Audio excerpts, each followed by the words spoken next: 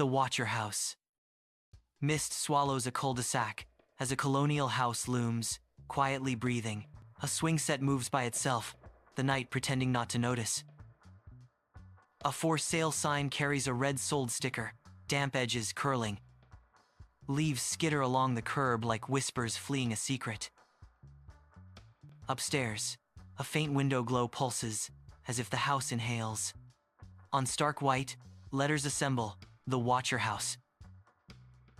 Ink blooms outward, secrets staining the clean surface. A rhythmic scrawl appears, insistence measured like a heartbeat. For a moment the letters glitch, as if echoed from walls. Nora enters a sunlit foyer. Evan follows, grin wide, plan in hand. Marble counters glow as they cross a kitchen of careful promises. In the family room, dust motes dance like tiny, gilded ideas.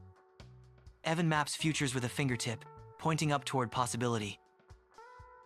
Their footsteps fade, the rooms holding their plans like specimens.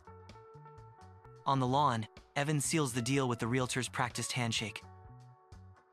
From the porch, Nora lifts the keys, her smile meeting Evan's relief. Across the street, two neighbors watch, sunglasses hiding their eyes. A corner of the welcome mat lifts, exposing a ring of discolored wood. The street holds its breath, the day feels staged and too polite. In the foyer wall, the brass mailbox yields a single ornate envelope. Nora calls, Evan appears beside her, box cutter still in hand. The handwriting blooms like vines, I've been watching the house. Air thins between them. Nora glances to Evan, questions rising. Above, the house seems to shift, attention settling like dust. Takeout dinner sits between them, the letter unspoken at the table. They try to sound calm, but their smiles feel borrowed and thin. A drip counts time, and Nora watches the ceiling as if it might breathe. A distant thud turns their comfort into a question neither wants to answer. Morning gray softens the street as Nora heads to the curb with coffee. Inside waits an envelope, thick and patient, ink slanting like a sneer. Young blood, it says, the words stain louder than their ink. She looks back. The doorway frames Evan, shadow pooling at his feet. The precinct hums cold, rain braids silver lines down the window. Evan sits rigid, answers clipped, measuring each word before it leaves. Nora grips her purse strap, holding herself like fragile cargo. The detective chews the puzzle, methodical, eyes narrowing with each page. Sunlit sidewalks, trimmed roses, and suspicion dressed as politeness. Mrs. Cranley waters roses, hands steady as if nailed to the moment. Across the street, a curtain blinks, someone edits the daylight. Evan lingers by the hedge, pretending to care about a fence that holds little. Wires unfurl across the den like plans finally saying themselves aloud. Nora maps the threat in ink. Times, places, a nervous metronome of taps. One by one, red eyes wink to life, the house learning a new kind of watching. They share a look that says, if the house stares back, we'll be ready. Past 2 a.m., the fog makes the porch a small island of breath. An envelope rests perfectly centered, as if placed by a ruler and a dare. Nora's whisper hangs in the fog as Evan lifts the letter with careful fingers. You never listen, the letter says. The house does.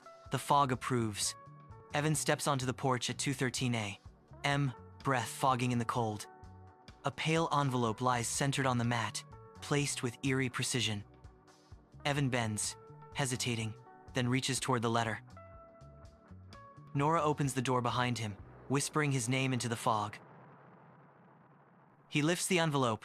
Ink inside reads, You never listen. The house does. Fog curls around their ankles, possessive, as if the house is alive. Evan pulls the attic cord. The ladder unfolds with a tired groan of wood. Nora waits at the base, while Evan climbs into the dim rafters. In the attic, beams loom and insulation mounds glow like cold ash. He discovers a hollow in the chimney mortar, a nest and a silver button. Nora, still on the ladder, breathes in the attic's dry, remembered heat.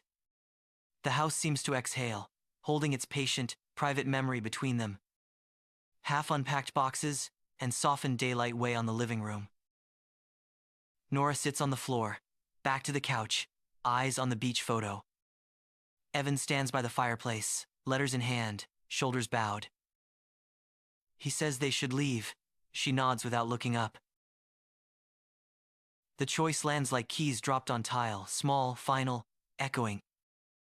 Moonlight gridlines the floors, rooms stand hollow and listening. Nora's fingertips trail the banister, recalling every hand before hers. Evan waits by the door, a box tucked under his arm, eyes on her. They step out together.